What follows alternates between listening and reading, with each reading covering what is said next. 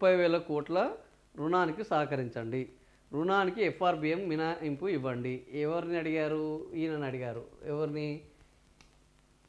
ఈమెను అడిగారు. 30,000 కోట్ల రుణం పైన కేంద్ర ఆర్థిక మంత్రి నిర్మలా సీతారామన్కు ముఖ్యమంత్రి రేవంత్ రెడ్డి ఎఫ్ఆర్బిఎంకు ఇవ్వమని చెప్పారు. ఎఫ్ఆర్బిఎం ఏంది? Physical responsibility and budget management. ఈ ద్రవ్య లోటు అంటే తెలుగులో మనం అర్థమైన భాషలు చెప్పుకోవాలంటే అప్పులని అడ్డగోలుగా చేయకుండా నియంత్రించే ఒక విధానం కేంద్ర ప్రభుత్వం తీసుకొని వచ్చిన విధానం. ఈ అప్పులను అడ్డగోలుగా చేయకుండా ఆల్రెడీ ఇప్పుడే మన అప్పులు కుప్పలు తెప్పలుగా పెరిగిపోయినాయి. అప్పుల పరిమితి కూడా మనం ఆల్రెడీ దాటిపోయినాము. తెలంగాణ రేవంత్ రెడ్డి పరిమితి.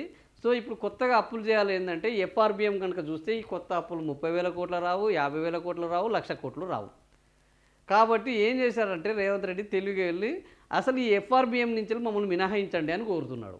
అంటే మాకు ఈ నిబంధనలు వద్దు, ఈ పరిమితులు వద్దు, ఈ పరిమితుల నుంచి మమ్మల్ని పక్కన పడేయండి. ఏ విషయంలో పక్కన పడేయాలి? మన యంగ్ ఇండియా స్కూల్స్ మేము కడుతున్నాము. ఒక్కొక్క స్కూలు 20 ఎకరాల్లో 200 కోట్లతో కడుతున్నాము. వీటికి 30,000 కోట్ల రూపాయలు అవుతాయి. కాబట్టి ఈ 30,000 కోట్ల రూపాయలు మేము అప్పు తెచ్చుకుంటాము. ఈ అప్పు నుంచి మమ్మల్ని మినహాయించండి అని వాళ్ళని కోరుతున్నారు. నిజంగానే వాళ్ళు ఈ 30,000 కోట్లు మూసీ ప్రక్షాళనకు ఏడీబీ డబ్బులు ఇచ్చింది. కానీ యంగ్ ఇండియా స్కూల్స్ని కట్టడానికి ఏ బ్యాంకు డబ్బులు ఇవ్వలేదు ఇప్పటి వరకు. ఒకవేళ వాళ్ళు డబ్బులు ఇస్తాము అని మీరు ఒప్పందం తీసుకపోతే ఎవడన్నా నీకు అరే సరే వీడేదో పాఠశాలను డెవలప్ చేస్తా అంటున్నాడు, దీన్ని ఏదో వరల్డ్ క్లాసు స్టాండర్డ్స్తో చేస్తారనుకొని ఇచ్చే అవకాశం ఉంటుంది. ఆలు లేదు సూలు లేదు, కొడుకు పేరు సోమలింగం అన్నట్టు ఆ పాఠశాలలకు నిధుల కేటాయింపు లేదు. ఆడ ఓ ఇటుక పెట్టిన పాపాన పోయింది లేదు, ఆడ ఓ రేకులు వేసిన పాపాన పోయింది లేదు.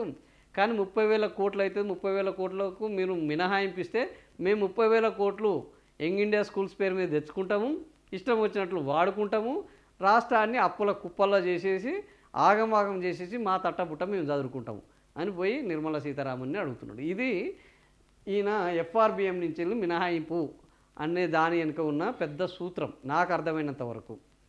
మరి మీకు ఏమర్థమైంది? మరి మీరేం విశ్లేషిస్తారు నాకు తెలియదు. కానీ నాకు అర్థమైనంత వరకు నేను 2-3 ఆర్థిక నిపుణులతో ఎఫ్ఆర్బిఎం మినహాయింపు ఎందుకు అడుగుతున్నారంటే ఇందుకే. ఎఫ్ఆర్బిఎం మినహాయింపు వస్తుంది ఎప్పుడు?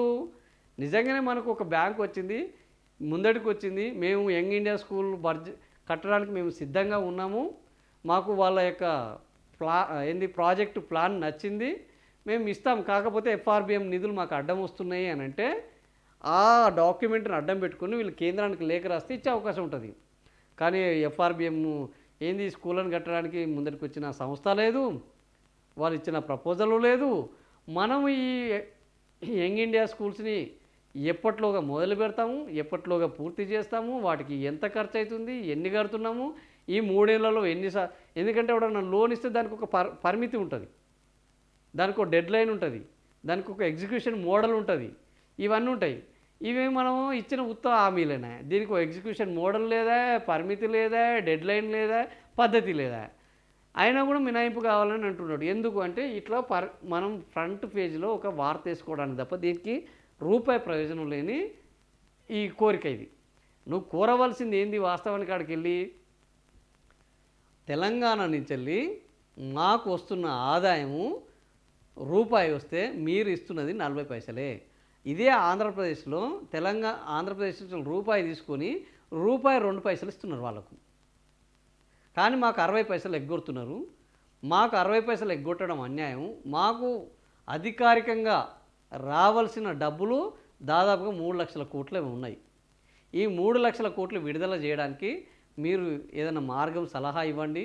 ఈ 3 లక్షల కోట్లలో ఎంతో కొంత సచ్చినోడి పెళ్ళికి వచ్చిందే కట్నంరా అన్నట్టు ఎంతో 1,00,000 కోట్లో 50,000 కోట్లు ఇవ్వండి అని అడుక్కోవాల్సింది పోయి 30,000 కోట్లకు మినహాయింపు అడుగుతున్నాడు.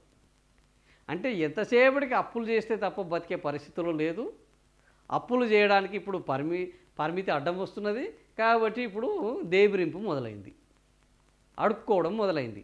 అది ఈ ఎఫ్ఆర్బిఎం నుంచి వెళ్ళి మినహాయింపు మన సార్ చేసిన పెద్ద ఘనకార్యం అక్కడికి వెళ్ళి.